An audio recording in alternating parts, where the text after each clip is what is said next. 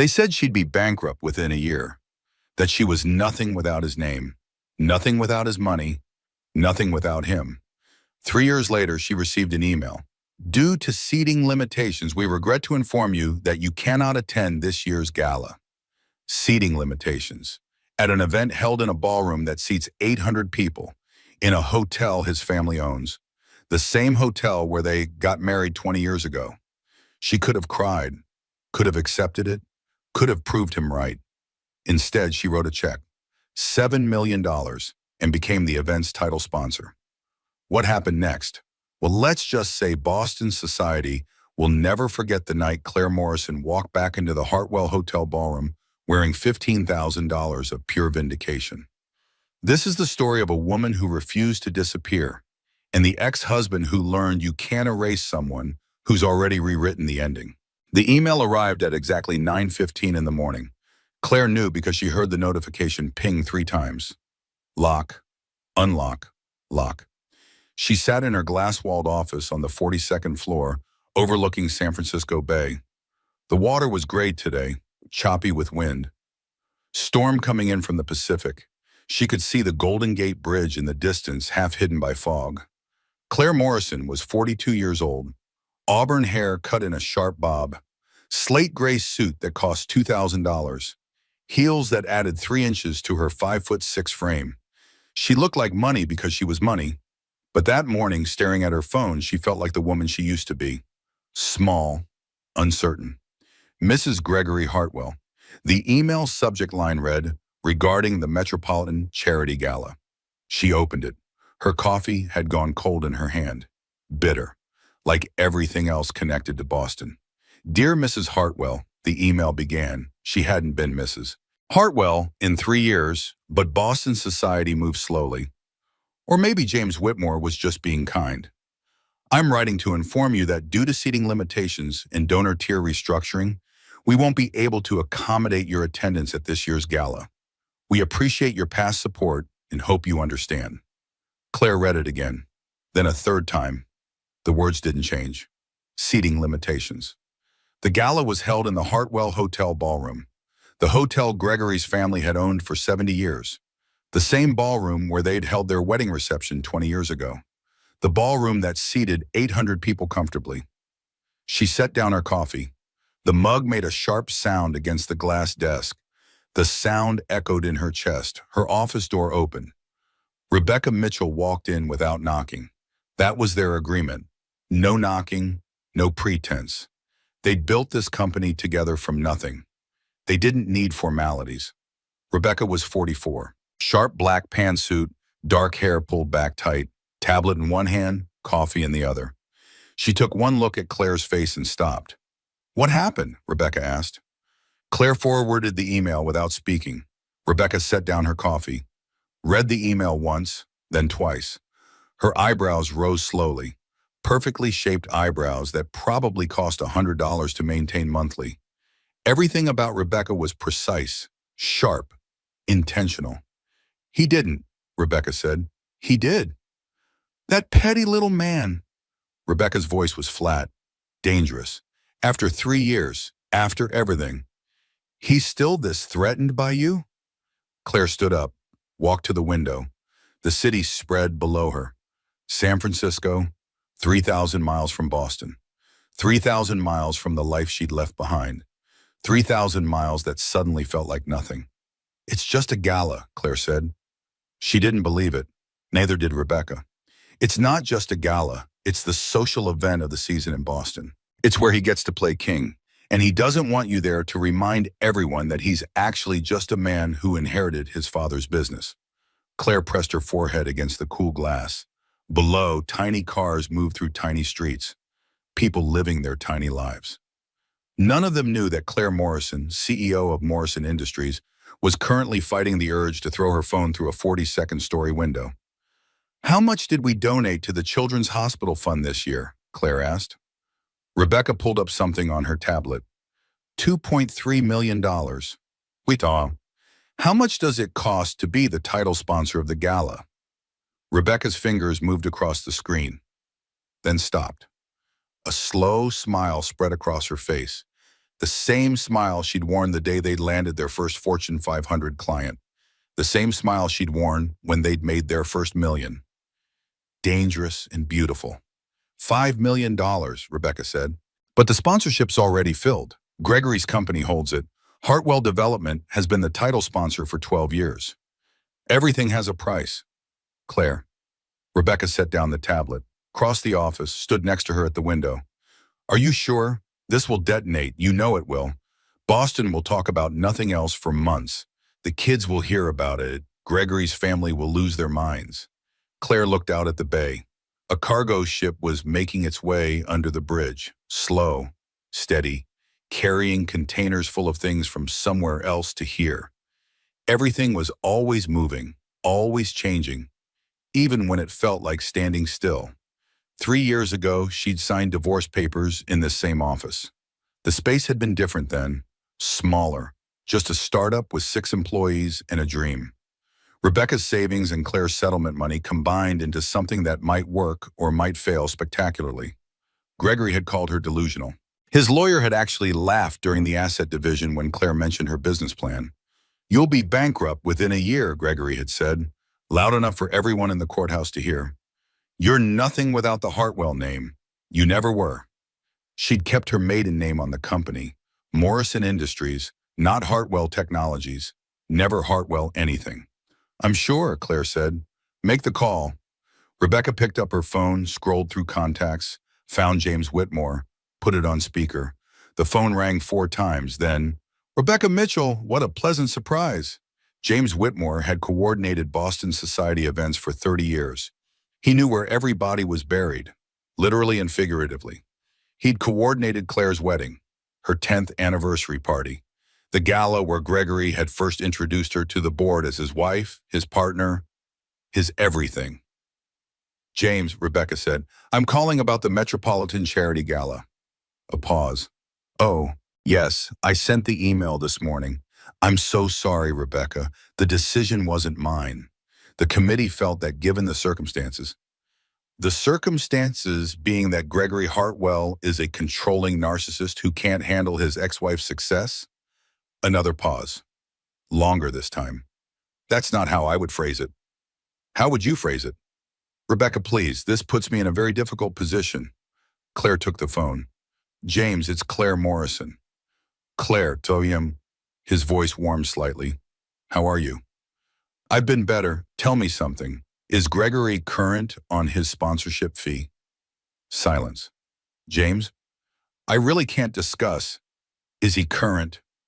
A long breath. No, he's 90 days past due. But the Hartwell family has always come through. I'm sure it's just a timing issue. Claire looked at Rebecca. Rebecca nodded. I want to be the title sponsor, Claire said. The sponsorship is all ready. I'll pay $7 million. Cash. Today. Title sponsor. Prime seating. And I deliver the keynote address. The silence stretched so long, Claire thought the call had dropped. $7 million, James finally said. $7 million. Wired to the Children's Hospital Fund by close of business today. Claire, I don't know if the committee will approve it. They'll approve it because that's more money than the Gala has raised in 5 years combined. They'll approve it because children need medical care, and I'm offering to pay for it. And they'll approve it because Gregory is broke. He's not broke, James said quickly. Too quickly. Then he's cash poor. Either way, he can't pay. I can. So what's it going to be, James? Are you going to turn down $7 million for sick children because you're afraid of Gregory Hartwell? Another long pause. Claire could hear him breathing, could hear papers rustling, could practically hear the mental calculations happening. $7 million. The donations it would inspire, the children it would help, the absolute destruction it would cause. I'll need to make some calls, James said. You have 2 hours. After that, I'm calling the hospital directly and making the donation with no gala attached. They'll be thrilled. You'll have Ashting. That's not fair. Neither is banning me from an event because my ex-husband is insecure. She hung up. Rebecca was grinning. You're absolutely insane. Probably. $7 million? We made $65 million last year. We'll make 80 million this year. I can afford $7 million to prove a point. What point? Claire turned back to the window. The cargo ship had disappeared under the bridge, on its way to somewhere else, always moving. That I don't need his permission to exist. Rebecca's phone buzzed. She looked at it, laughed. James Whitmore calling back. That took 45 minutes, not 2 hours. Claire checked her watch. 9:57 in the morning.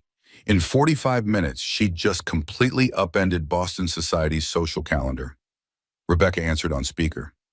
James, the committee has approved your generous offer, James said. His voice was tight, professional. We're honored to have Morrison Industries as our title sponsor. We'll need contracts signed by tomorrow and the funds transferred by end of week. You'll have the contract sheeted within the hour and the funds transferred today, Rebecca said. And Claire wants approval on seating arrangements, keynote speech length, and program order. Of course, anything else? Claire leaned toward the phone. Yes, I want my name on the program as Claire Morrison. Not Claire Hartwell, not Claire Morrison Hartwell, Claire Morrison, founder and CEO of Morrison Industries. Absolutely, that's how we'll list you. Ms. Morrison, might I say this is incredibly generous. The children's wing will be transformative for the hospital. Good, that's what matters. After they hung up, Rebecca poured them both whiskey. 10 in the morning. Didn't matter. Some moments required whiskey. To proving points, Rebecca said.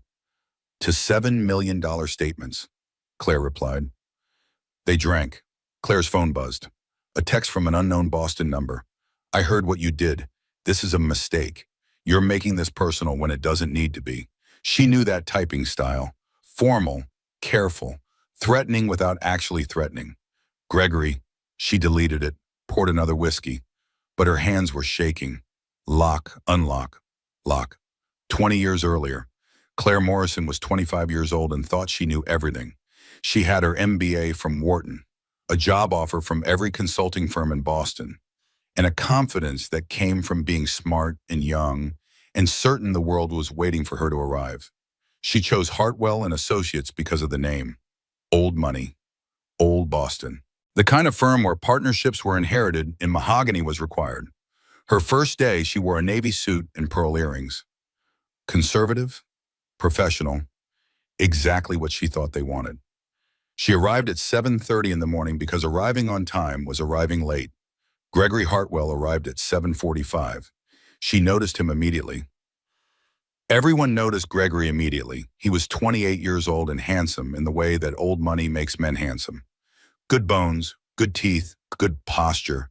The confidence of someone who had never been told no. He walked past her desk, stopped, came back. You're new, he said. First day. Claire Morrison, I read your file. Impressive. Thank you. You went to Wharton. I did. So did my father. Class of 62. I know. He smiled. You researched us.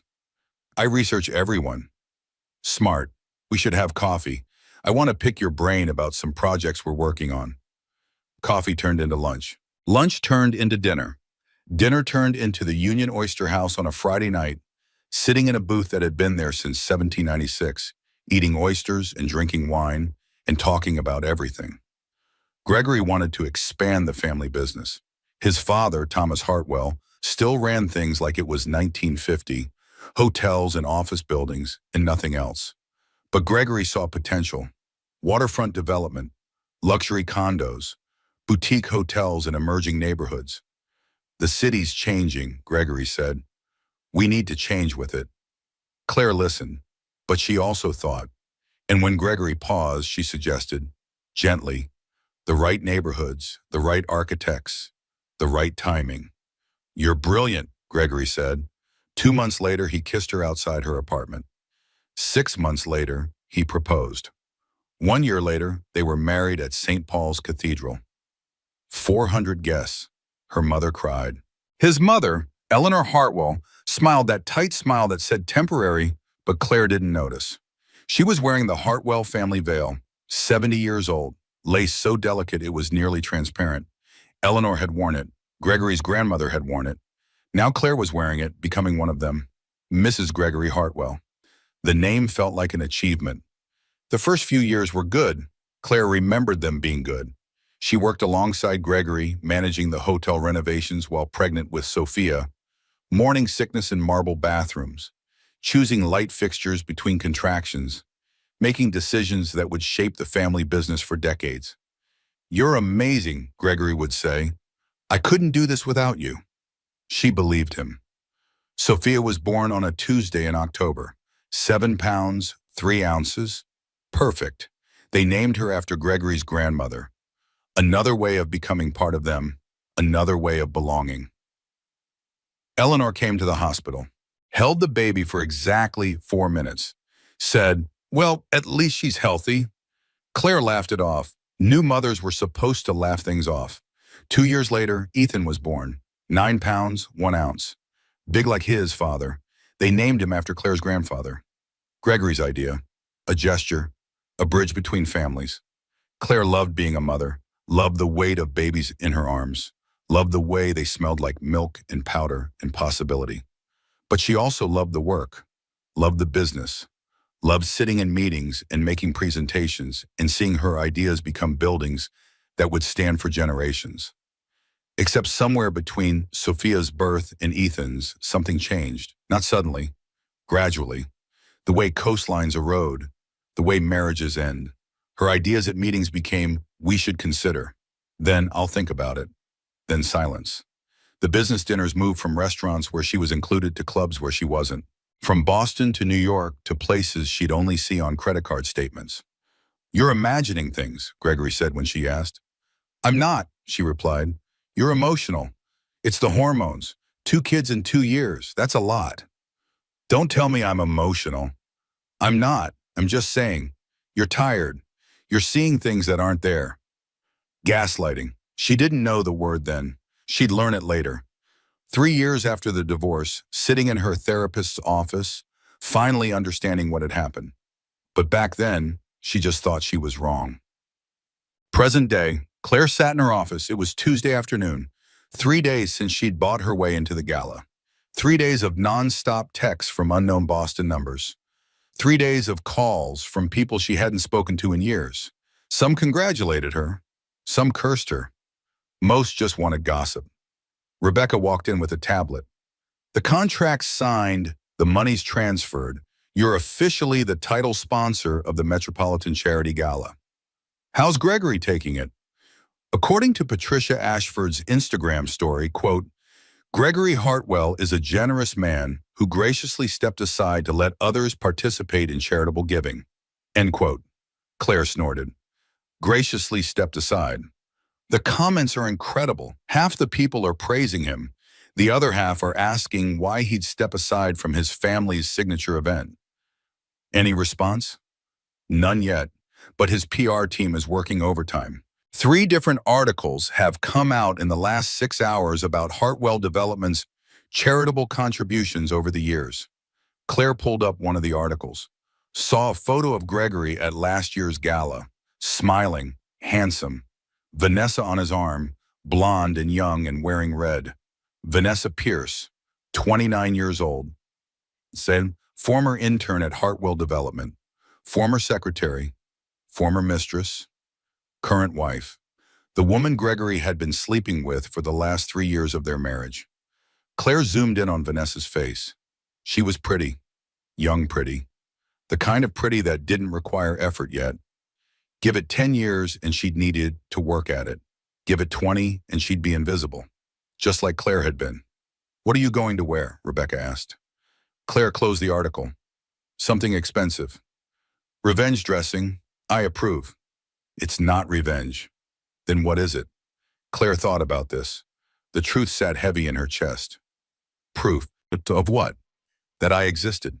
That those 20 years meant something. That I wasn't just Gregory Hartwell's wife. That I was Claire Morrison all along." Rebecca sat down across from her. "You know he's going to make this ugly." "He already made it ugly when he banned me." "I mean really ugly. He'll tell everyone you're obsessed with him. That you can't move on. That you're pathetic. Let him. The kids will hear it." That landed. Claire felt it in her stomach. Sophia, Ethan, her babies, not babies anymore. 17 and 15, old enough to have opinions, old enough to choose sides. I know, Claire said quietly. Have you told them you're going? Not yet. You should before Gregory does. Claire picked up her phone, looked at the last text from Sophia. 3 days ago, a photo of her acceptance letter to Brown University. Early decision. Claire had cried when she saw it. Pride and grief mixed together. Her daughter was leaving, becoming her own person. Moving forward, she typed, "Can we talk?" 3 dots appeared, disappeared, appeared again. Sophia, about what? Claire, I'm going to Boston next week for a charity event. Sophia, Dad's gala? Claire, yes. The dots appeared and disappeared for a full minute. Sophia, Mom, don't. Claire, I have to. Sophia, no you don't. You're choosing to. You're choosing to make this a thing when it doesn't have to be a thing.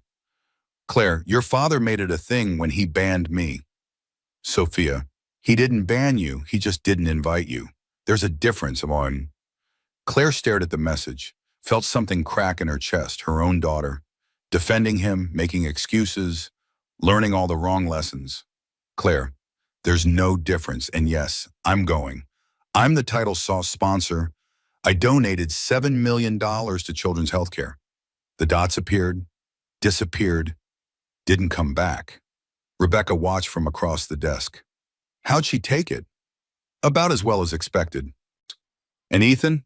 Claire texted him the same message. Got a response 90 seconds later. Ethan, cool, can you get me courtside seats to a Warriors game? She laughed, actually laughed. 15-year-old boys. Everything was simple. Everything was fine as long as you could still play video games and watch basketball. Claire, I'll see what I can do. Ethan, you're the best. At least one of her children still liked her. Flashback, 3 years earlier. The day Claire found out about Vanessa started like any other day. Coffee at 6 in the morning. The shower at 6:30, breakfast with the kids at 7. Gregory had already left for the office. He always left early. Important meetings, important calls, important things that didn't include her. Sophia was 14 then. Ethan was 12. They ate cereal and talked about school and asked if they could go to the mall after soccer practice. Sure, Claire said. I'll pick you up. At 8:30, she drove them to school. Came home to the empty house in Cambridge. White colonial, black shutters, perfect lawn, magazine beautiful, prison elegant. She'd spent the last 12 years making that house perfect. The right furniture, the right art, the right everything. Eleanor had helped meaning supervised, meaning criticized, meaning made sure Claire understood that this was a Hartwell house, not a Morrison house, and Hartwell houses had standards. Claire sat in the kitchen, drank another coffee, looked at her calendar. She had nothing scheduled. Gregory had removed her from the business operations 3 years earlier. Gradually, first from the important meetings, then from the minor ones, then from everything. You have the kids to focus on, he'd said. That's important too. She'd believed him. That's what made her feel most stupid later. She'd believed him. Her phone rang. Sophia. Hey, sweetie, everything okay? Yeah. Sophia's voice was uncertain. I just wanted to tell you something. What is it? I was at Dad's office yesterday after school. I needed him to sign my permission slip. And? There's this new lady. She sits at a desk outside Dad's office, where your desk used to be. Claire felt her stomach drop. Okay. She's really young, Mom, like maybe 30, and she has blonde hair, and she wears these really short skirts. Sophia, and Dad touches her back when he walks by. Not like professional, like she stopped. Never mind, I'm probably being weird. You're not being weird. I just thought you should know. After they hung up, Claire sat very still. Her coffee had gone cold. Again. Everything always went cold. She could ignore it, pretend she didn't hear what she just heard, pretend that Gregory wasn't touching someone else's back in the office where she used to work, or she could drive to the office and see for herself. She drove to the office. The building was downtown. Hartwell Development occupied the top 3 floors. Claire hadn't been there in months, maybe 6 months, maybe longer. She'd stopped counting when they'd stopped inviting her. Security waved her through. They knew her. She was Mrs. Hartwell. She would always be Mrs. Hartwell to them. She took the elevator to the executive floor. The doors opened. She heard laughter before she saw anything. Gregory's laugh. The one he used when he was pleased, when things were going his way. The door to his office was open. Claire walked down the hallway. Slowly, her heels made soft sounds on the carpet. Expensive carpet. She'd chosen it 7 years ago. Plush, gray, professional. She reached the doorway, looked inside. Gregory was at his desk, leaning back in his chair, smiling. A young woman sat across from him, blonde, pretty, short skirt, laughing at something he'd said. "You're so much easier than she ever was," Gregory said. The woman leaned forward. "What do you mean?" "Claire, my wife. She always had an opinion about everything, always wanted to be involved, always questioning, always pushing. You just let me lead." "That's what men need," the woman said. "A woman who understands her place." Claire stood in the doorway. Neither of them saw her. They were too busy laughing, too busy performing their little play about how much better the new model was than the old. She could have walked in, could have confronted them, could have made a scene, but something stopped her. Some small voice that said, "This is your chance. Don't waste it on drama. Use it." She turned around, walked back to the elevator, drove to Rebecca's house. Rebecca answered the door in yoga pants and a t-shirt, took one look at Claire's face and said, "Come in." They sat in Rebecca's kitchen. Rebecca made coffee. Claire told her everything. The young woman, the touching, the laughter, the words. "You're so much easier than she ever was." "What do you want to do, Rebecca?" Rebecca asked. "I need a lawyer," Claire said. "A good one. Someone who won't let Gregory's family connections intimidate them." "I know someone. Marcus Reed. He's a shark." "Good. I need a shark." "And then what?" Claire looked at her best friend, her college roommate, the only person who'd known her before she became Mrs. Gregory Hartwell. "I need a business plan. I need to figure out what I'm worth, because I'm about to find out that I'm worth a lot less than I thought." The divorce took 18 months. 18 months of lawyers and mediators and financial disclosures. 18 months of Gregory fighting her on everything. The house, the cars, the kids' college funds, the investments. "You contributed nothing," Gregory's lawyer said. "You were a spouse, not a partner." But Claire had been preparing. For over a year, she'd been preparing, saving emails, documenting conversations, keeping records of every meeting she'd attended, every client she'd brought in, every crisis she'd managed. Marcus Reed laid it all out. "Your client claims Mrs. Hartwell contributed nothing. Here are 300 pages of documentation proving otherwise. Here are the emails showing her the strategic planning for the waterfront project. Here are the meeting notes where she negotiated the financing for the boutique hotel chain. Here are the contracts she personally secured." Gregory's lawyer looked sick. "We're prepared to go to trial," Marcus said. "And when we do, the press will be very interested in how Gregory Hartwell built his empire on his wife's work and then tried to erase her from the story." They settled 2 weeks later. $7.2 million. Half the house, half the investments, the kids' college funds protected, in a clause that said neither party could disparage the other publicly. Gregory violated that clause the day the divorce was finalized. "She'll be bankrupt within a year," he told everyone at the courthouse. Loud, clear, making sure everyone heard. "She's nothing without the Hartwell name." Claire walked out of the courthouse, got in her car, drove to Rebecca's office. "Ready?" Rebecca asked. "Ready." They'd already been planning. For 6 months, while the divorce dragged through its final stages, they'd been building Morrison Industries, tech consulting, workflow optimization, digital transformation. It had started with a simple observation. Every company Claire had ever worked with was terrible at technology. They had legacy systems that didn't talk to each other, data silos, inefficient processes, millions of dollars wasted on solutions that didn't solve anything. Claire knew how to fix it. She'd been fixing it informally for years, helping friends streamline their operations, consulting on the side, making recommendations that saved companies millions. Why not make it official?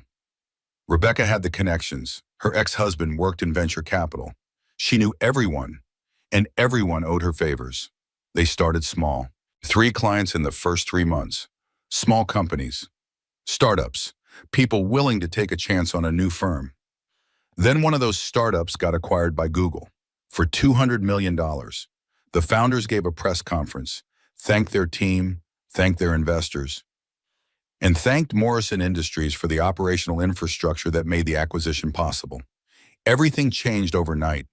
Fortune 500 companies started calling. Tech giants, financial institutions, healthcare systems. Everyone wanted what Morrison Industries was selling. Efficiency, optimization, results.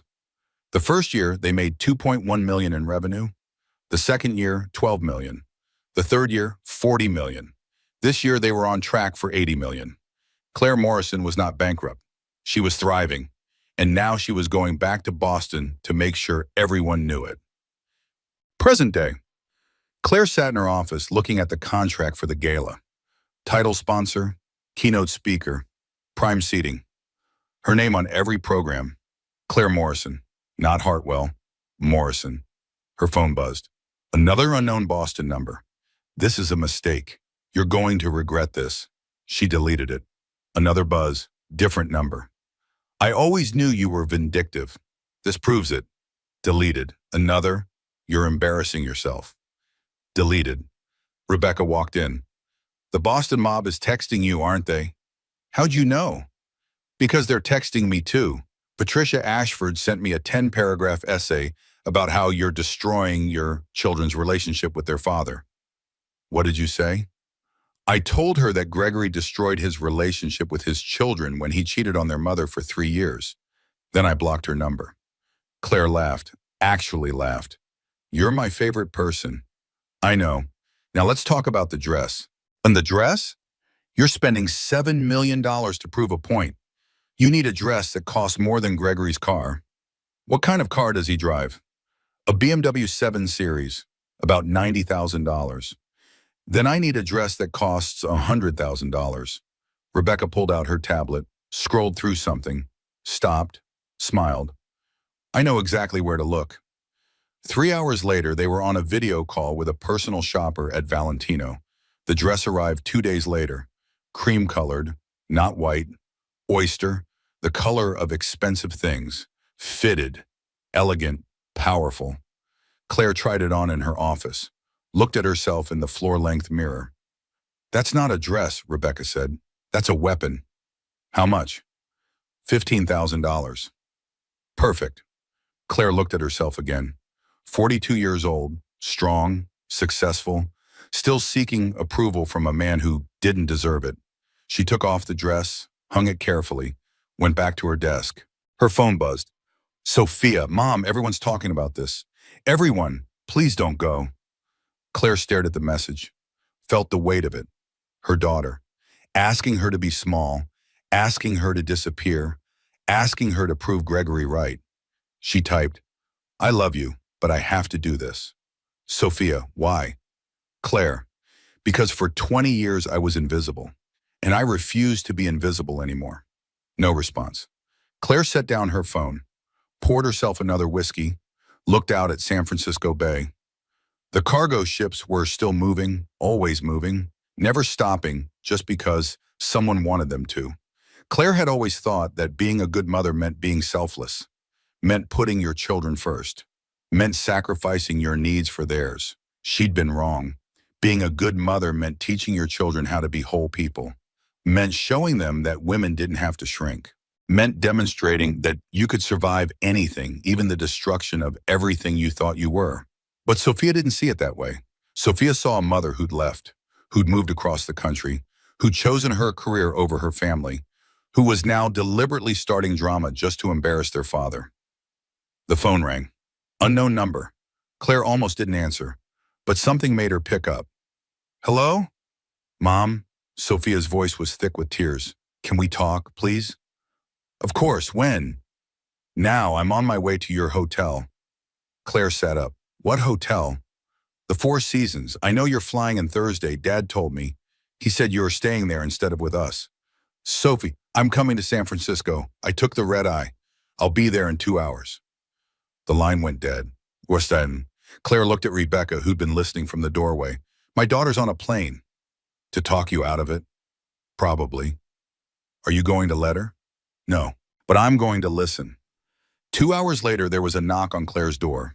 She opened it. Sophia stood there in jeans and a hoodie, looking exhausted and young and so much like Claire at 17 that it hurt to breathe. Hi, Mom. Hi, baby. They hugged. Sophia cried into Claire's shoulder. Claire held her and felt like the worst mother in the world and the best mother in the world simultaneously. I'm sorry, Sophia said. I'm sorry for texting that stuff. I'm sorry for being angry. I'm just confused. I know. Can we talk? They sat in Claire's living room. The apartment was modern, glass and steel and views of the bay, nothing like the Cambridge house with its colonial architecture and historic charm. This was new. This was hers. Sophia looked around. It's beautiful here. Thank you. Do you like it? San Francisco? I love it. It's warmer, more open. People don't care as much about who your family is. Do you miss Boston? Claire thought about this. Sometimes. I miss the fall. I miss the history. I miss parts of it. Do you miss us? There it was. The real question. Every single day, Claire said, every single hour. You and Ethan are the best things I ever did. The only things I'm truly proud of. But you left anyway. I left your father, not you. It feels like the same thing. I know it does, and I'm so sorry that my survival looked like abandonment to you. Sophia pulled her knees up to her chest, made herself small, a defense mechanism Claire recognized because she'd done it herself for years. Tell me why, Sophia said. Tell me why you have to go to this gala. Tell me why it's so important that you're willing to risk everything. Claire took a breath. Do you remember your 10th birthday party? At the country club? Yes. Do you remember how I planned it? You planned everything, Mom. You always did. I spent 3 months planning that party. I hired the caterer. I arranged the decorations. I organized the games. I sent the invitations. I managed every single detail. Okay. At the party, your grandmother Eleanor pulled me aside. She told me the decorations were tacky. She said the games were too childish. She said I'd embarrass the family. Sophia frowned. I don't remember that. You wouldn't. You were busy being 10. But I remember. And I remember your father standing there while his mother criticized everything I'd done. And when I looked at him for support, he just shrugged and said, maybe she's right. Mom, that's when I knew that I'd never be enough, that nothing I did would ever be enough, because I wasn't a Hartwell. I was just Claire Morrison, who'd married into the family, and they were always going to see me as temporary. Sophia was quiet. For 20 years, I made myself smaller and smaller, Claire continued. I stopped voicing opinions. I stopped attending meetings. I stopped existing as anything other than Gregory Hartwell's wife. And the smaller I became, the happier everyone was. That's not fair. What's not fair? Acting like Dad forced you to be small. You chose that. The words hit like a slap. Claire felt them, absorbed them, tried to find the truth in them. You're right, she said finally. I did choose that. I chose it because I thought that's what love meant. That's what marriage meant. That's what being a good wife and mother meant. And I kept choosing it until I didn't recognize myself anymore. Sophia wiped her eyes. Do you hate him? Dad? No, I don't hate him. Do you still love him? Claire thought about this. I love who I thought he was. I love the man I married 20 years ago. But that man either never existed or stopped existing a long time ago. The man Gregory is now, no, I don't love him. But I don't hate him either. I'm just done being defined by him. Is that what the gala is, you proving you're done? The gala is me proving that I exist. That those 20 years meant something. That I'm not just the ex-wife who couldn't cut it without the Hartwell name. But you're proving it to him, which means you still care what he thinks. Another slap, another truth. You're very smart, Claire said. I learned from you. Then learn this. Yes, I'm proving it to him. Because for 3 years, I've been living under the shadow of what he said about me. that I'm nothing, that I'm bankrupt, that I'm pathetic, and I'm tired of it. I'm tired of being the cautionary tale, the woman who thought she could make it on her own and failed. But you didn't fail. I know that, you know that, but Boston doesn't know that. Boston still thinks I'm living off alimony and bitterness. So I'm going back to show them exactly who I became when I stopped being Mrs. Gregory Hartwell. Sophia leaned her head on Claire's shoulder. I don't want you to go. I know. But you're going anyway. Yes, because you need to. Because I need to. They sat like that.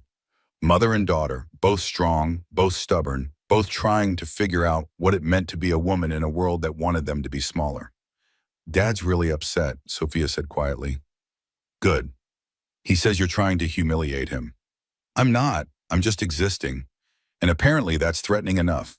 He's telling everyone you're obsessed with him, that you can't move on. Let him tell that story. I'll tell mine. What's your story? Claire pulled back, looked at her daughter, 17 years old, about to go to college, about to become her own person, about to face all the same challenges Claire had faced, all the same choices. My story is that I spent 20 years being invisible, and then I decided to be visible again. And it turns out I'm really good at being visible, and some people can't handle that, and that's their problem. Not mine. Sophia smiled, small, sad. You're kind of a badass, Mom. I'm trying to be. I'm still mad at you for leaving. That's fair. But I'm also proud of you. That's enough. They ordered room service, ate pasta and bread and chocolate cake, talked about Sophia's college plans, her boyfriend, her friends, normal things, mother-daughter things. At midnight, Sophia got ready to head to the airport. She had a noon flight back to Boston. Will you call me? Sophia asked. After the gala? Of course. And Mom? Yeah. Wear something amazing. If you're going to do this, do it right. Claire laughed, hugged her daughter, watched her leave. Then she sat in her apartment and cried. Not sad crying, something else. Relief maybe, or grief, or the complicated mixture of both that comes from loving someone while knowing you're disappointing them. Her phone buzzed. Ethan, Sophia said you guys talked. She said you made her cry. Claire, she made me cry too. Ethan, are you still going to the gala? Claire, yes, Ethan, cool. Can you get me a signed jersey from Stephen Curry? Claire laughed through her tears. 15-year-old boys. Everything was simple. Claire, I'll see what I can do. Ethan, you're the best mom ever. At least one of her children thought so. 1 week until the gala, Claire's assistant, Rachel, had booked everything. First-class flights, suite at the Four Seasons, car service, dinner reservations. Every detail managed with the precision of a military operation. You need backup everything, Rachel said. She was 26, efficient, terrifying in her competence. Backup shoes, backup jewelry, backup dress in case something happens to the first dress. Nothing's going to happen to the dress. You're walking into a room full of people who hate you. Someone might spill wine, someone might step on the hem, someone might set it on fire. We need backups. Claire loved her assistant. The dress hung in her office, cream, oyster, $15,000 of Italian silk and determination. She looked at it every day. A reminder, a promise, a weapon. Rebecca walked in with coffee and news. Marcus Reed called. He's flying in for the gala. Why? Because he's worried you're going to say something that ends in a lawsuit. He wants to be there to stop you. Marcus Reed, her divorce lawyer, sharp, relentless, the kind of lawyer who billed $800 an hour and was worth every penny. He'd become a friend during the divorce, maybe more than a friend. They'd never discussed it. Some things were safe or undefined. Tell him I'll buy his ticket, Claire said. He already bought his own ticket, but he wants to have dinner the night before. Go over what you can and can't say. I know what I can and can't say. Claire, you're walking into a room full of people who will be recording everything. One wrong word and you'll be memed into oblivion. One emotional outburst and you'll confirm everything Gregory's been saying about you. I won't have an emotional outburst. You're going to see him with Vanessa. You're going to hear people whispering. You're going to feel all the feelings you've been awaiting for 3 years. And you're going to want to scream. Marcus wants to make sure you don't. Claire knew she was right, hated that she was right, but knew it anyway. Fine, dinner, but somewhere good. He suggested Boulevard, 8 o'clock. Perfect. The week passed in a blur. Meetings, calls, contracts, the normal business of running an $80 million company. But underneath everything, the constant hum of anxiety, the countdown, 7 days, 6 days, 5 days. Patricia Ashford posted on social media. Claire saw it because someone sent her a screenshot. Some people just can't let go. Moving to California doesn't mean you've moved on. How embarrassing. The post had 63 likes. Claire recognized most of the names. Former friends, women from the country club, people who'd watched her marriage dissolve and chosen Gregory's side. The comments were worse. She always was desperate for attention. Gregory upgraded, must sting. Imagine being this bitter years later. Spending millions on revenge. Pathetic. Rebecca found Claire reading the comments at 2 in the morning. She was in the office because she couldn't sleep. Because when she closed her eyes, she saw their faces. All those people who'd known her, who'd smiled at her at parties, who'd complimented her decorating and her hosting and her everything, who'd abandoned her the moment she wasn't useful anymore. Stop reading that garbage, Rebecca said. I can't help it. Yes, you can. Put down the phone. Step away from the social media. They're not worth your energy. They think I'm pathetic. They're threatened. There's a difference. How am I threatening? I don't even live there anymore. You're threatening because you left and thrived. You're threatening because you proved that women don't need their husbands' names to be successful. You're threatening because every woman in that social circle is looking at you and wondering if they could do the same thing. And that terrifies their husbands. So they attack you, they mock you, they try to make you small again. Because if you can be small, then they're safe. Claire looked at her best friend. When did you get so wise? I've always been this wise. You just weren't listening. They ordered Chinese food at 3 in the morning, ate it sitting on the floor of Claire's office, talked about everything except the gala. Do you ever regret it? Rebecca asked, leaving. Every day and never. Both things are true. That beats the most honest thing you've said in all week. I regret leaving my kids. I regret the pain I caused them.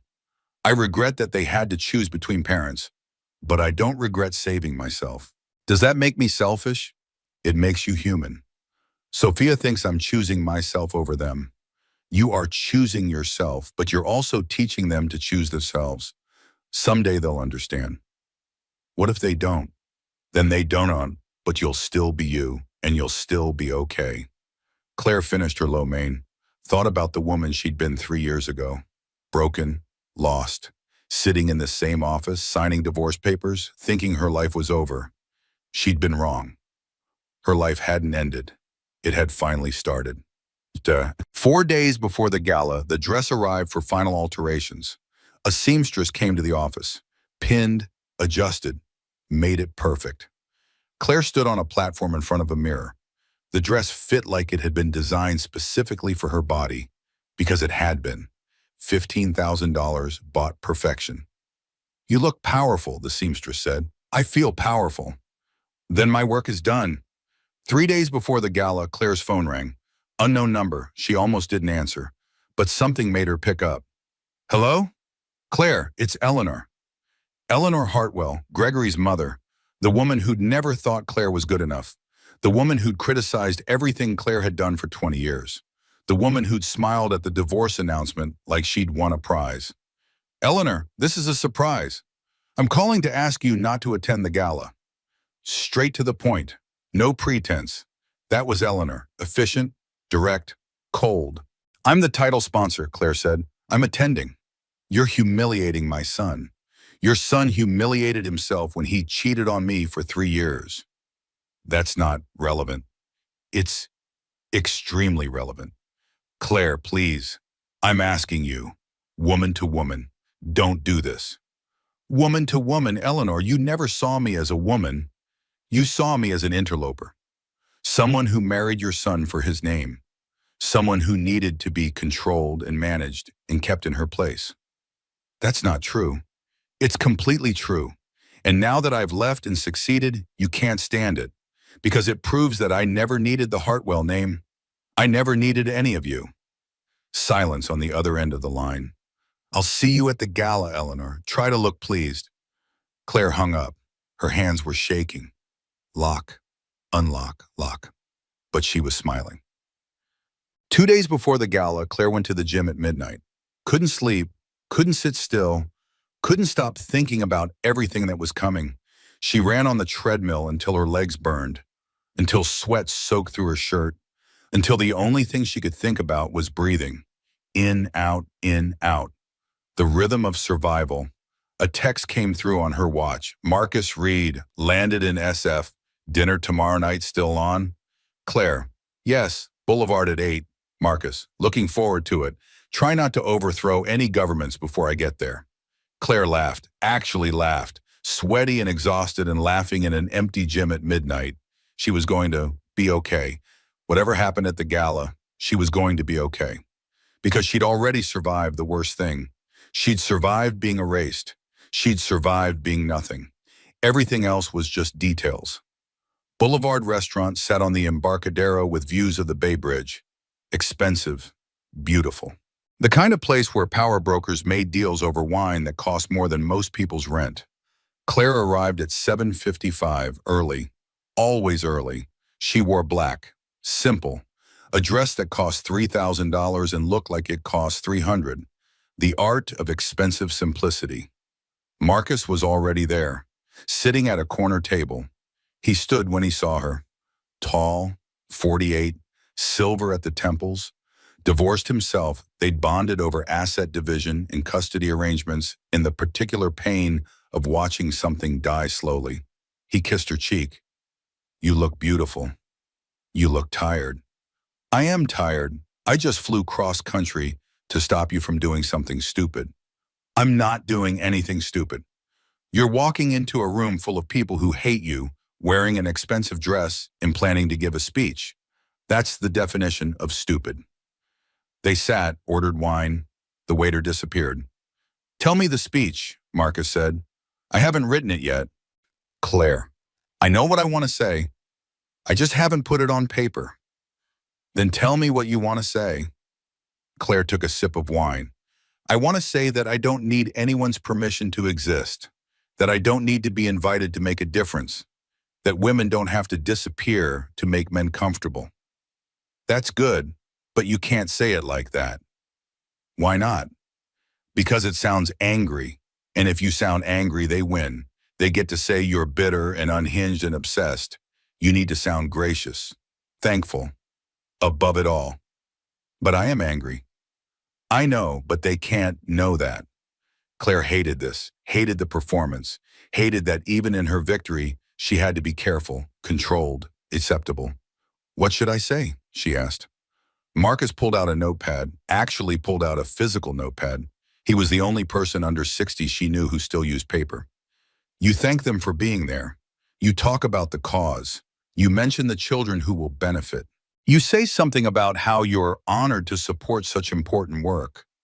You make it about them, not about you. But it is about me. Publicly, it's about sick children. Privately, yes. It's about you proving a point.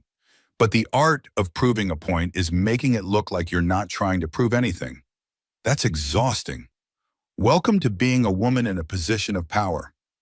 They ordered food, talked about business, about San Francisco, about everything except the thing they were both thinking about. Finally, Marcus said, "How are you really? Not the public version, the real version." Claire set down her fork, terrified. Of what? Of seeing him, of feeling all the things I've been avoiding, of realizing that I still care what he thinks, of confirming everyone's opinion that I'm pathetic. You're not pathetic. Tell that to the internet. Marcus reached across the table, took her hand. His was warm, solid, real. Claire, listen to me. You built an $80 million company from scratch. You did it while going through a divorce, while raising 2 kids, while dealing with a family that tried to destroy you. You're one of the most successful entrepreneurs in the country. You're brilliant. You're resilient. Stop. You're making me cry. Good. Cry. Feel it. But tomorrow you walk into that ballroom like you own it. Because you do own it. You're paying for it. Your name is on the program. You're the reason the event is even happening.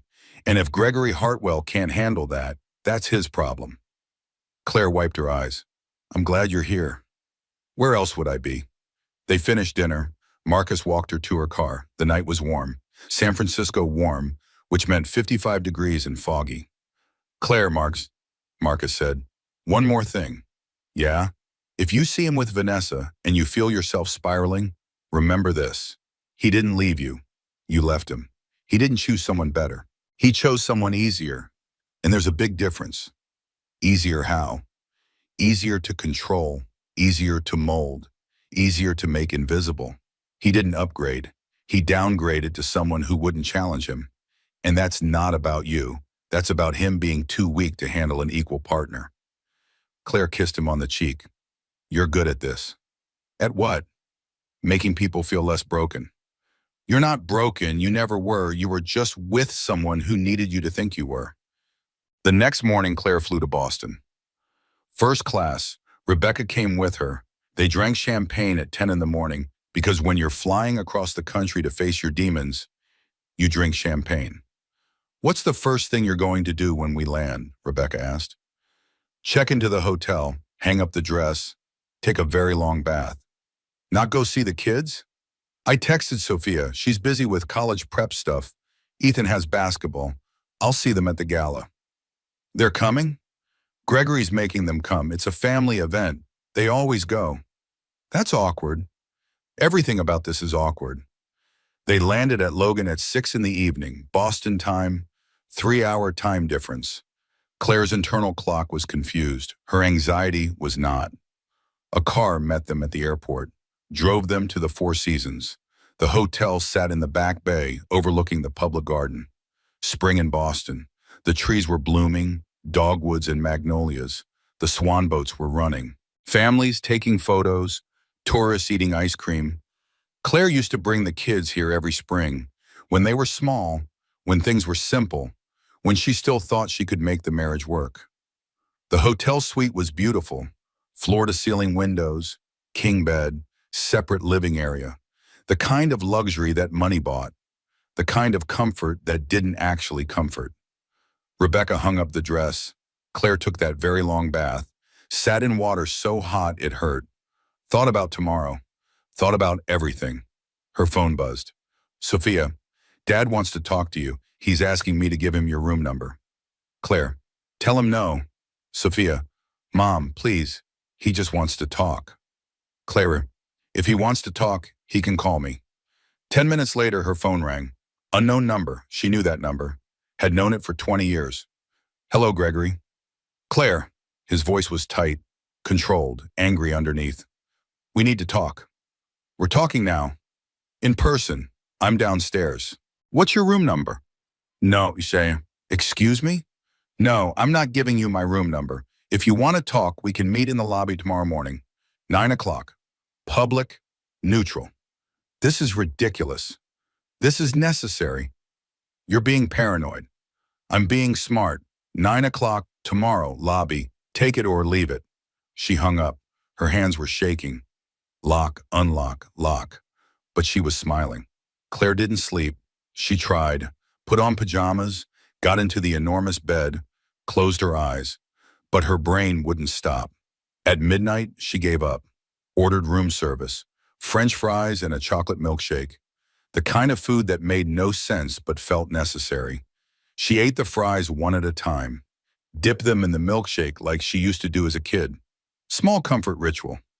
Universal behavior when everything felt out of control. Rebecca knocked on the connecting door. Can't sleep either? Nope. Want to watch terrible reality TV and eat your feelings? Yes.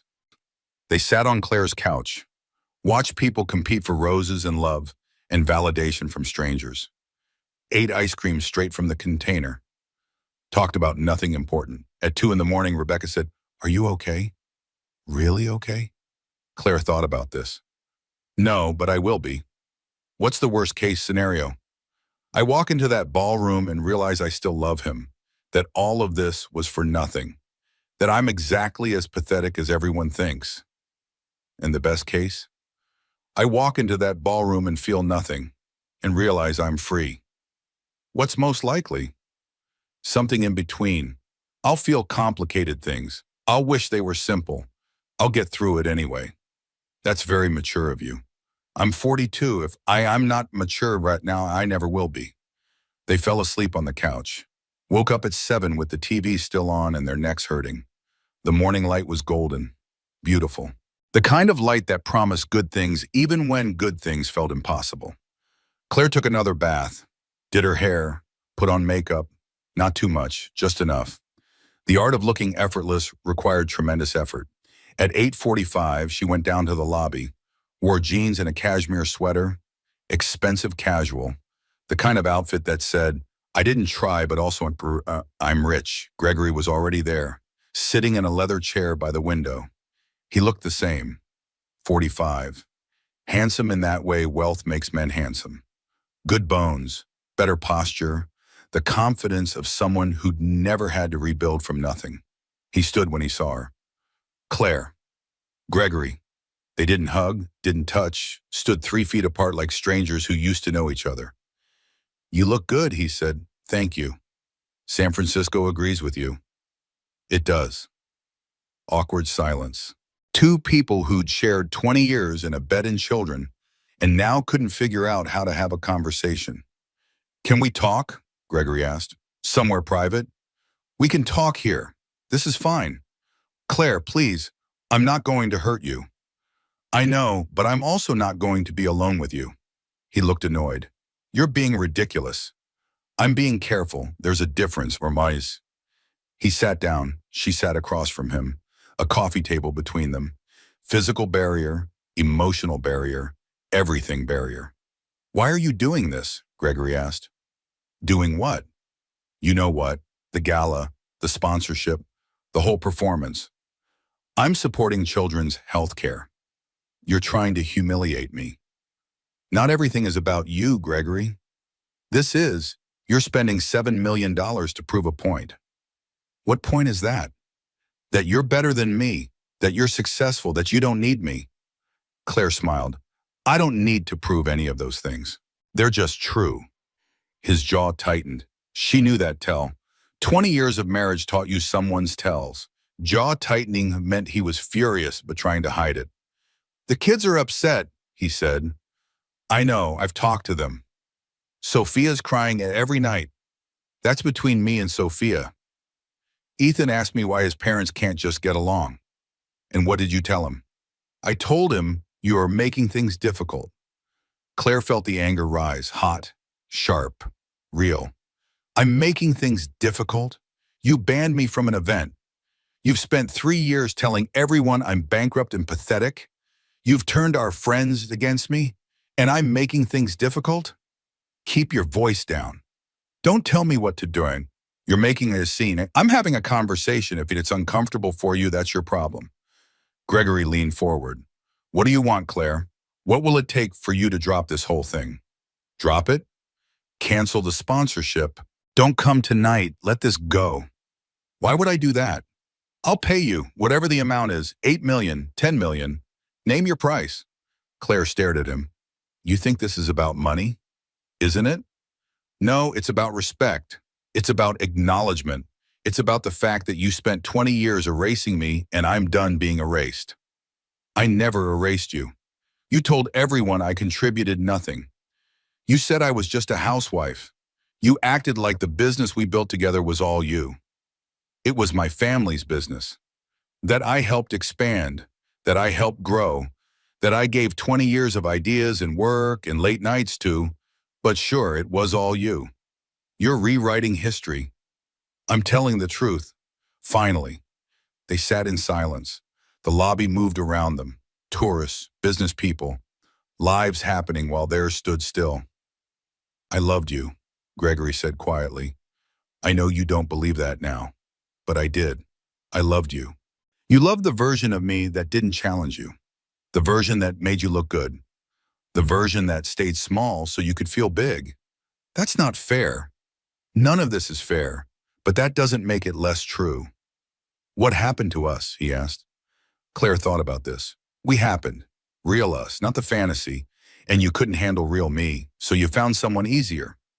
Vanessa's not easier. She's easier. She's younger. She agrees with you. She doesn't have opinions. She's everything I wasn't. She makes me happy. Good. I hope she does. I hope you're very happy together. Then why are you doing this? Because happiness doesn't erase history. You don't get to be happy and also get to control the narrative. You don't get to tell everyone I was nothing and then be surprised when I show up to prove I'm something. Gregory stood up. I can't stop you from coming tonight. No, you can't. But I'm asking you, as the father of your children, as someone who used to matter to you, please don't do this. Claire stood up too, looked him in the eye. I'll see you tonight, Gregory. She walked away, didn't look back, got in the elevator, pressed the button for her floor. Only when the doors closed did she let herself shake. Back in her room, she sat on the bathroom floor, tile cold against her legs, breathing hard, trying not to cry. Rebecca found her there, sat down next to her, didn't say anything, just sat. I thought I'd feel powerful, Claire said. You are powerful. I feel scared. That's normal. I don't want to go tonight. Then don't. But I have to. Why? Because if I don't, he wins, and I refuse to let him win. They sat on the bathroom floor for 20 minutes. Then Claire stood up, washed her face, looked in the mirror. 42 years old, successful, terrified, human. She could do this. She had to do this because the alternative was being small forever. The gala started at 7. Claire spent the afternoon getting ready. Hair, makeup, the dress. Each step was armor. Each detail was intention. The makeup artist had flown in from Los Angeles, made Claire look like herself but better. The kind of makeup that looked like no makeup but cost $2,000. The hairstylist swept Claire's hair up. Elegant, classic, sophisticated, the kind of hairstyle that said, I have my life together even when I don't.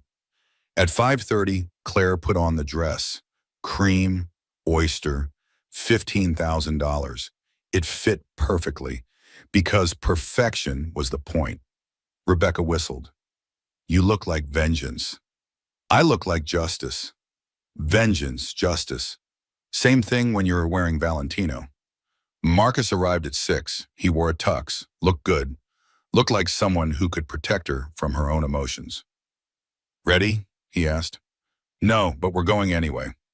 The car arrived at 6:30, black SUV, not a limousine. Too obvious. They drove through Boston. The city looked beautiful in the spring light. The same city she'd lived in for 20 years. The same city that had never really been hers. They arrived at the Hartwell Hotel at 6:55, fashionably on time. The red carpet was out, photographers waiting, press with cameras. This was Boston. Everything that mattered happened in public. Claire stepped out of the car. The cameras flashed immediately. Miss Morrison, over here. Claire, look this way. Miss Morrison, tell us about your donation. She posed, smiled, confident, collected. The dress caught the light. She looked expensive, successful, untouchable. Rebecca and Marcus flanked her people, her team, her chosen family. Inside, the ballroom was everything Gregory was. Old money, old elegance, crystal chandeliers, gold accents, the kind of beauty that whispered instead of shouted. 800 people. Boston's elite. She recognized faces. Eleanor Hartwell by the bar, looking like she'd swallowed glass. Patricia Ashford near the silent auction, whispering to someone. Thomas Hartwell, Gregory's father, watching from the donor wall with an expression she couldn't read. And there, by the stage, Gregory, he was talking to someone, laughing, playing the gracious host. Then he saw her. His face changed, tightened, went from charming to furious in half a second. Next to him stood Vanessa, 29 years old, blonde, pretty, wearing red, too much makeup, too much jewelry, trying too hard. Claire felt nothing. No, that was wrong. She felt something, but not what she expected. Not love, not longing, not even hate. She felt sorry for her, sorry for Vanessa, who was standing next to a man who would make her invisible, who would erase her, who would tell her she was too much or not enough until she disappeared. James Whitmore appeared immediately. Ms. Morrison, welcome. Thank you so much for your incredible generosity. Thank you for having me, James. Your table is front and center, and we'll be introducing you as our title sponsor just before dinner. I've prepared remarks if you'd like to review them. I'll speak without notes, but thank you. Of course, of course. Can I get you anything? Champagne? I'm fine, thank you. Gregory was walking toward them. No, stalking. His face was controlled, but Claire could read him. She'd been married to him for 20 years. Every micro-expression, every tell. He was furious. Claire, he said, Ben. His voice was tight. What a surprise. Gregory, lovely event. The decorations are beautiful. We need to talk. We talked this morning. Privately. I don't think that's necessary. People were watching. The energy in the room had shifted. Everyone could feel it. The ex-wife and the ex-husband, the drama they'd been waiting for. You're making a scene, Gregory hissed. I'm attending a charity event that I'm sponsoring. How is that making a scene? You know exactly what you're doing. I'm supporting children's health care. What are you doing? Marcus stepped forward. Mr. Hartwell, is there a problem? Gregory looked at Marcus. Recognition, annoyance. The divorce attorney. How appropriate. Friend. The word you're looking for is friend. Vanessa appeared at Gregory's elbow. She was younger up close, uncertain, nervous. She looked at Claire with something like fear. Greg, Vanessa said, is everything okay? Fine, darling, this is Claire. Oh, Vanessa's eyes went wide. Hello. Claire looked at her, really looked. She was 29, young, pretty, wearing Gregory's taste in clothing, styled to his preferences, a surlion, a placeholder, a younger model who didn't know yet what was coming. Hello, Vanessa, Claire said. That's a beautiful dress. Thank you. Vanessa sounded surprised, grateful. Yours is stunning. Valentino. I love Valentino. They were having a normal conversation, two women talking about fashion while the men stood by, confused. Would you excuse us for a moment, Claire said to Gregory. I'd like to talk to Vanessa. Absolutely not. It's okay, Vanessa interrupted. Just for a minute. Claire and Vanessa walked toward the windows.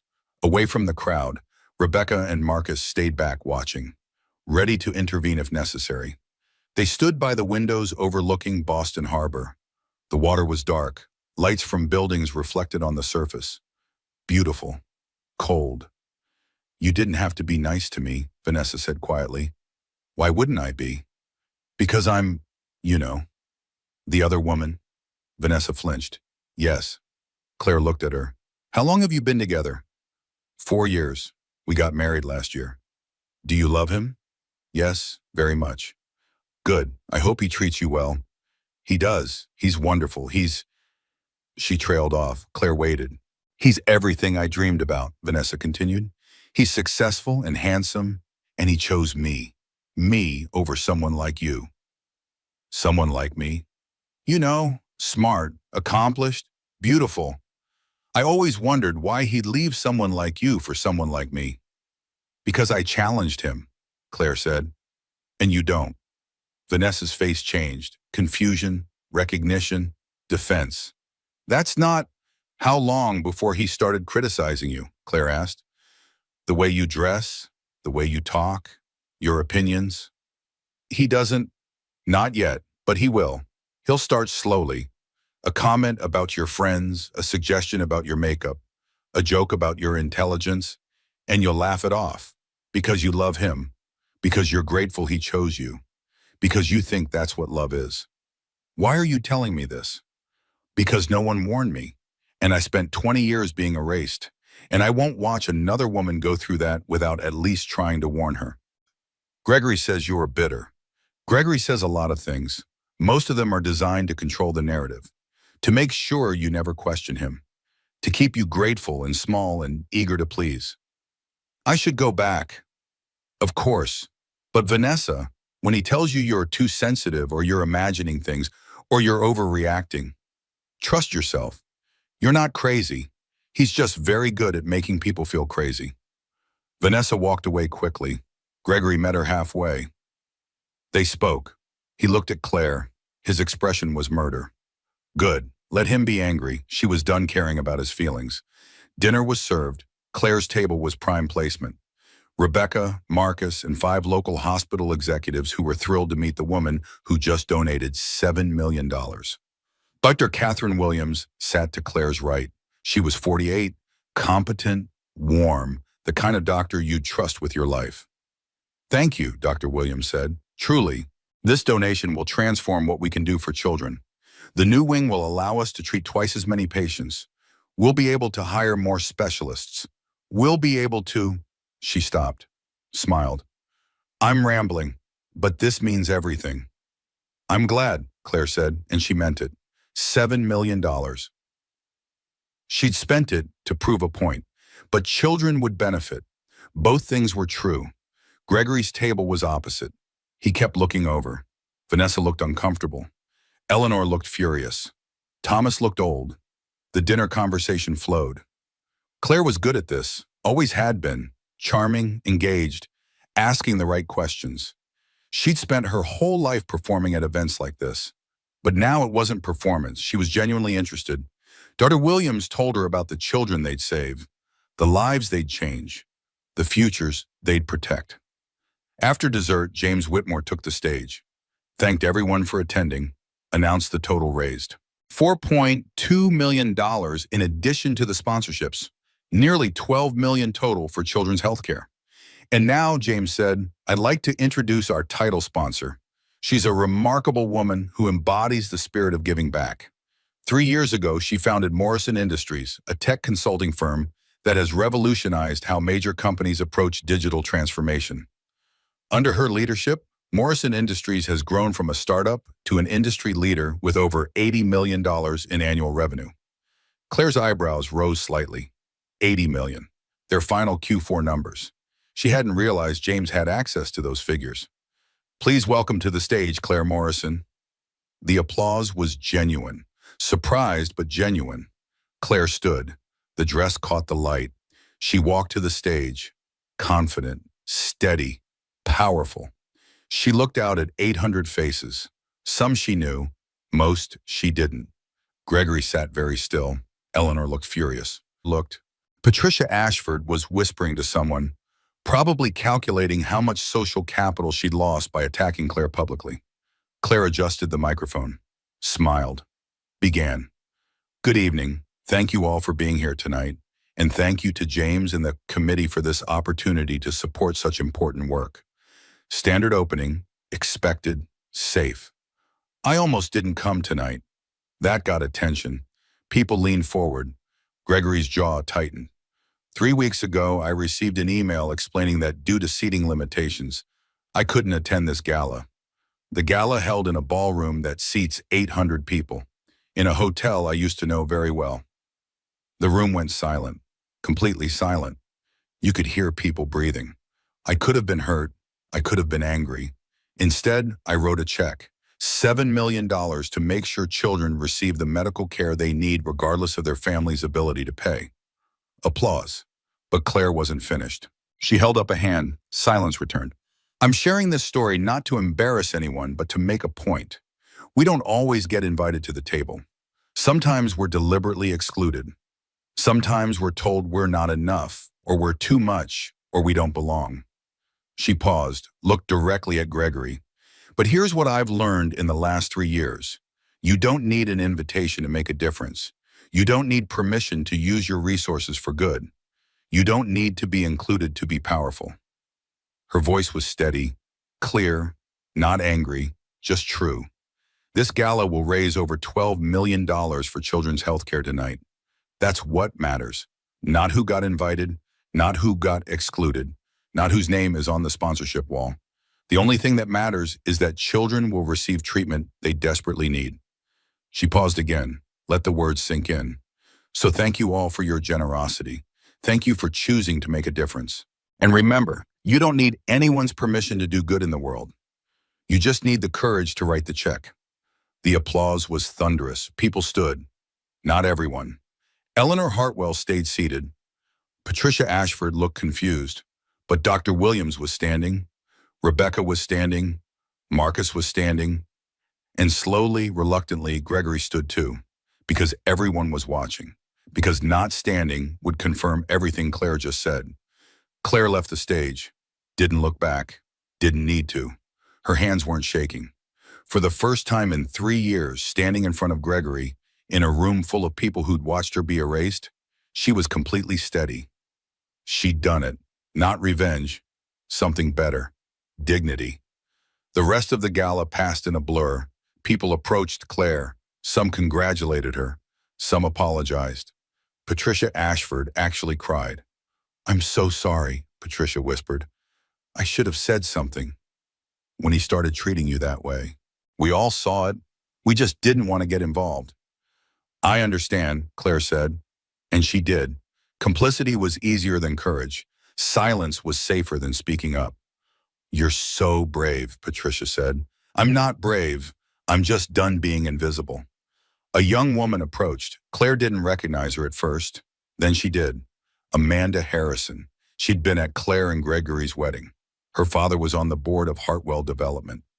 "Ms. Morrison," Amanda said, "I just wanted to say thank you for what you said up there about not needing permission.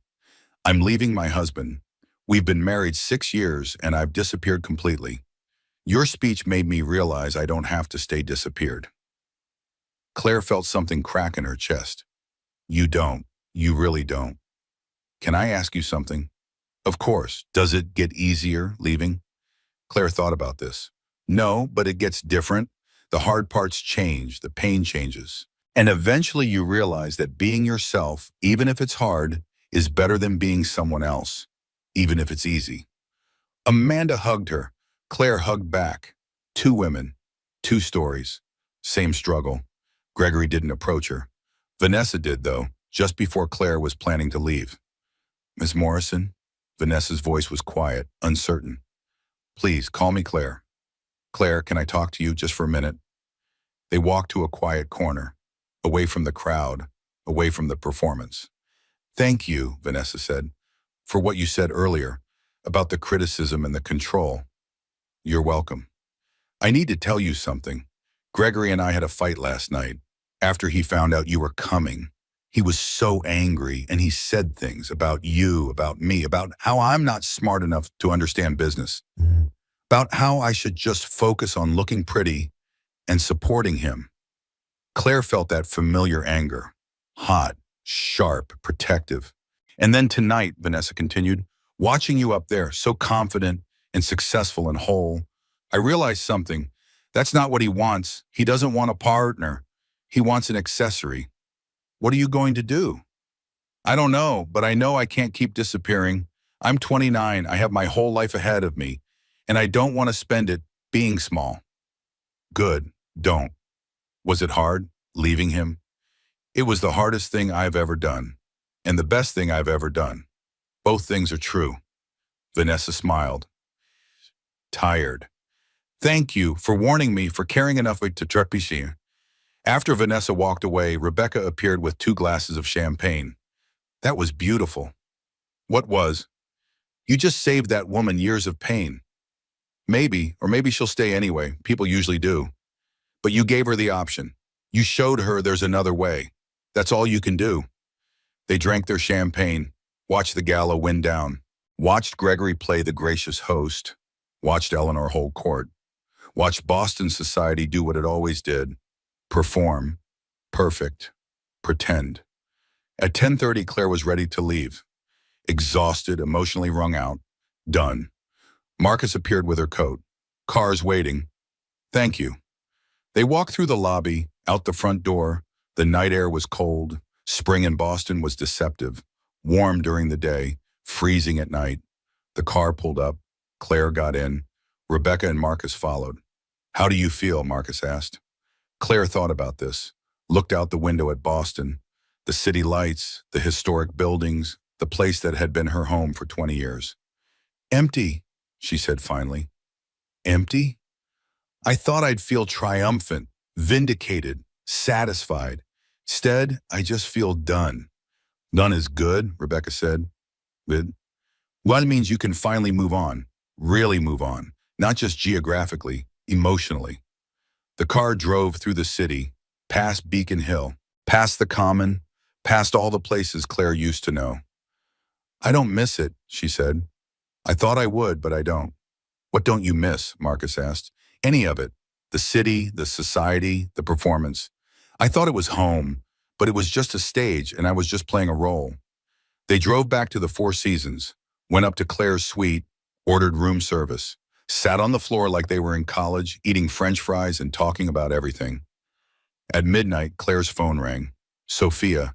Hey, sweetie. Mom. Sophia's voice was thick with tears. I saw the video. Someone posted your speech.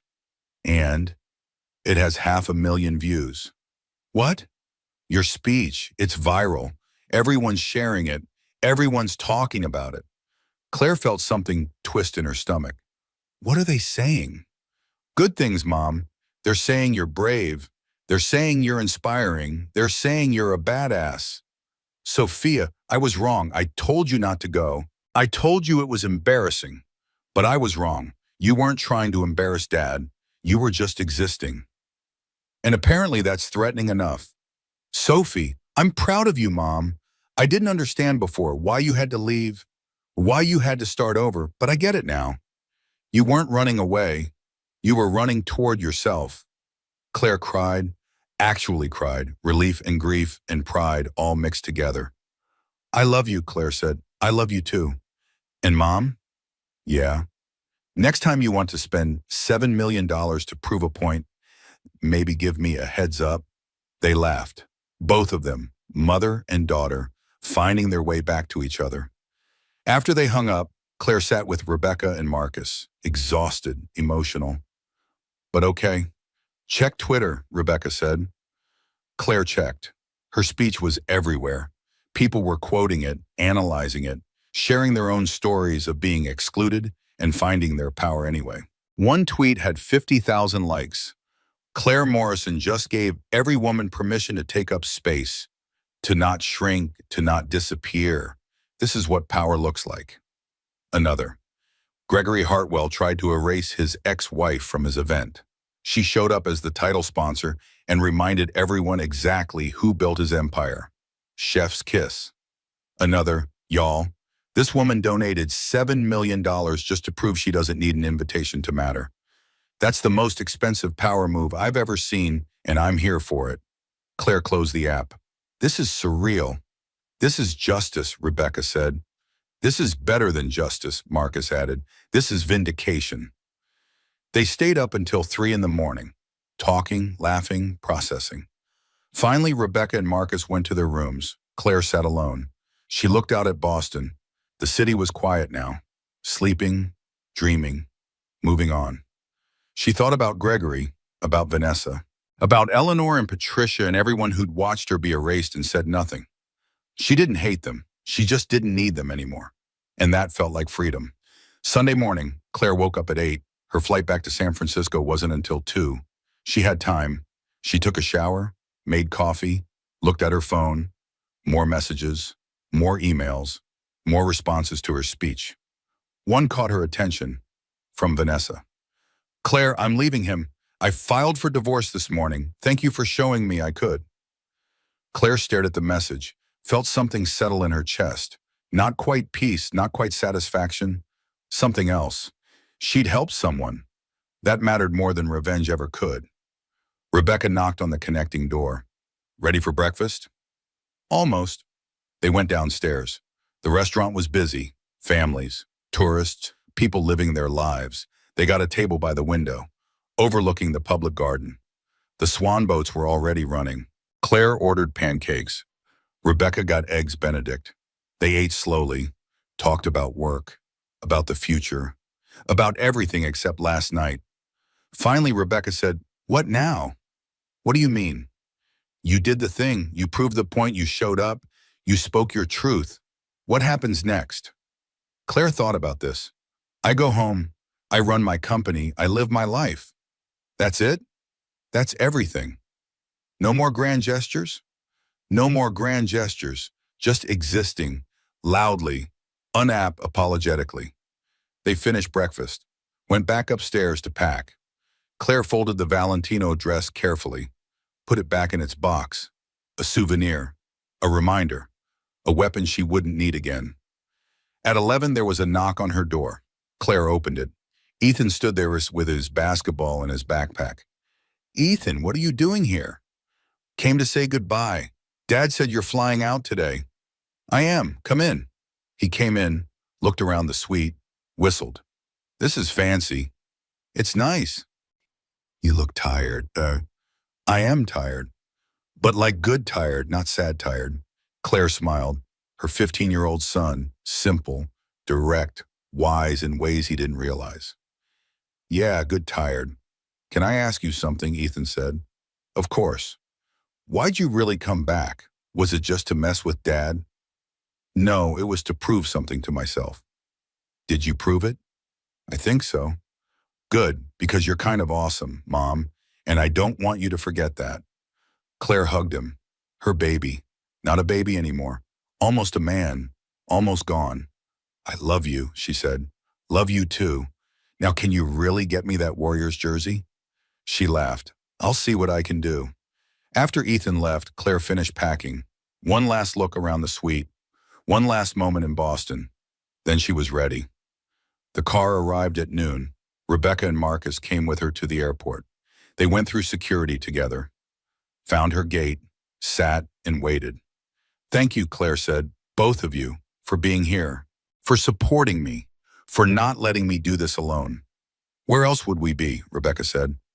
"Literally anywhere but watching you have an emotional breakdown in a hotel bathroom at 3 in the morning," Marcus added.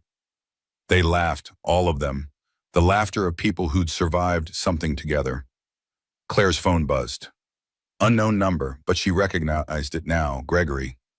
She considered not answering, then changed her mind, answered on speaker. "Hello, Gregory." "Claire." His voice was tight, controlled. "I wanted to call before you left." "I'm listening." "What you did last night, that speech, the whole performance, it was cruel. It was honest. You humiliated me in front of everyone." "No, I told my truth. If that humiliated you, that's on you, not me. Vanessa left me. Did you know that?" "I heard." "She said you told her to leave." "I told her she had options. She made her own choice." "You destroyed my marriage." "No, Gregory. You destroyed your marriage, just like you destroyed ours." I just pointed out the pattern. Silence on the other end. Then, "I loved you. I really did." "I believe you, but love isn't enough when it comes with erasure." "I'm sorry for what it's worth. I'm sorry for how things ended." Claire felt something loosen in her chest. "Thank you. I appreciate that." "Are we done? Really done?" "We've been done for 3 years, Gregory. Last night was just the epilogue." "What happens now?" "You live your life. I live mine. We co-parent our kids. We move on." "Just like that?" "Just like that." She hung up. Rebecca looked at her. "How do you feel?" "Free." They called her flight. Claire hugged Rebecca and Marcus. Long hugs. Grateful hugs. The kind of hugs that said, "I couldn't have done this without you." Then she boarded. Found her seat. First class. Window. She looked out as the plane taxied. Boston spread below. Beautiful. Historic. Someone else's home now. The plane took off. Boston got smaller and smaller until it disappeared completely. Claire closed her eyes. Thought about the last 3 years. The divorce, the startup, the success, the gala.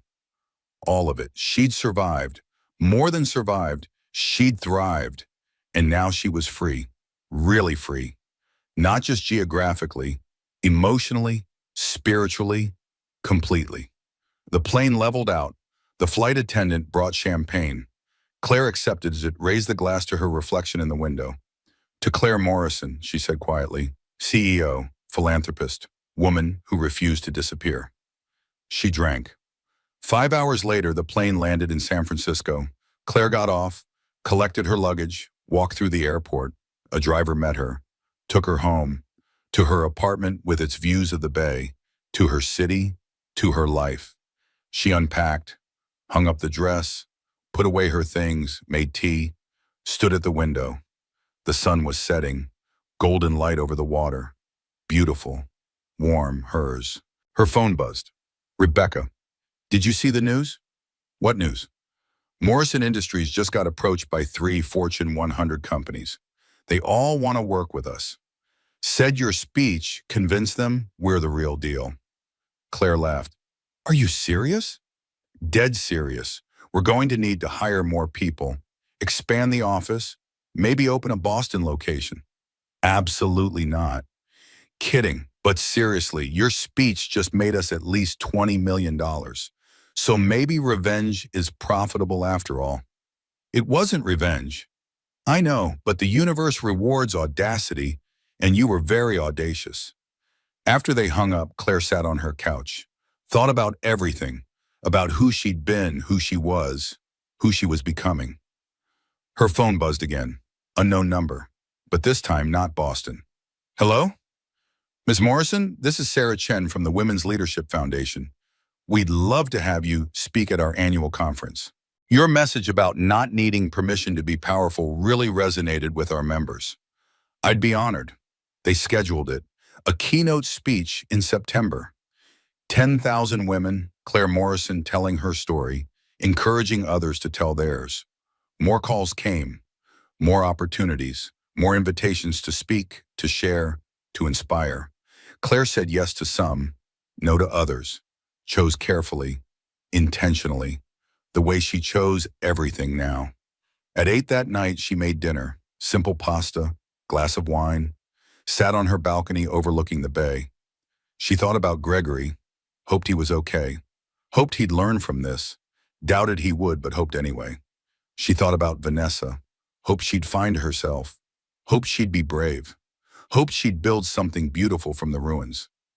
She thought about Sophia and Ethan, hoped they understood eventually, hoped they'd forgive her for choosing herself, hoped they'd learn to choose themselves too. But mostly she thought about herself. Claire Morrison, 42 years old, divorced, rebuilt, successful, free. She'd spent $7 million to prove she didn't need permission to exist. She'd walked into a room full of people who'd erased her and reminded them she was real. She'd given a speech that went viral and changed lives. But the real victory wasn't any of that. The real victory was sitting on her balcony, eating pasta, drinking wine, and realizing she genuinely didn't care what Gregory thought anymore. She didn't need his validation. She didn't need his approval. She didn't need him to see her worth, because she saw it herself, and that was enough. More than enough. That was everything. Claire Morrison raised her glass to the San Francisco sky, to the stars appearing above the bay, to the future stretching out before her. Here's to writing your own story, she said to no one, to everyone, to herself. Here's to not waiting for permission. Here's to taking up space. Here's to being exactly who you are, as loudly as you need to be. She drank. The city glowed below. The water shimmered. The night was warm, and Claire Morrison was free. Finally, completely, beautifully free. The prison door had been unlocked all along. She just needed to walk through it. And now, standing on the other side, she could finally breathe. They said she'd be bankrupt within a year, that she was nothing without his name, nothing without his money, nothing without him. 3 years later, she received an email. Due to seating limitations, we regret to inform you that you cannot attend this year's gala. Seating limitations. At an event held in a ballroom that seats 800 people, in a hotel his family owns. The same hotel where they got married 20 years ago. She could have cried, could have accepted it, could have proved him right. Instead, she wrote a check, $7 million, and became the event's title sponsor. What happened next? Well, let's just say Boston society will never forget the night Claire Morrison walked back into the Hartwell Hotel ballroom wearing $15,000 of pure vindication. This is the story of a woman who refused to disappear, and the ex-husband who learned you can't erase someone who's already rewritten the ending.